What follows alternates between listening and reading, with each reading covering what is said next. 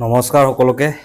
যোৱাকালি শ্ৰী শ্ৰী জগন্নাথ মন্দিৰত আমাৰ ইয়াৰে পূজা হৈ গ'ল আৰু তাৰে কিছু দৃশ্য আপোনালোকলৈ।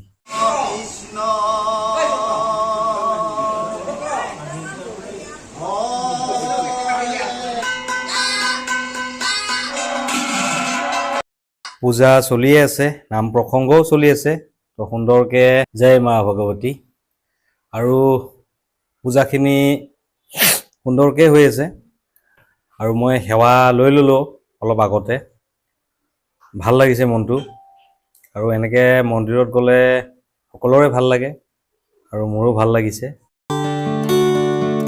আৰু এইফালে আই মাতৃসকলে সেৱা লৈছে।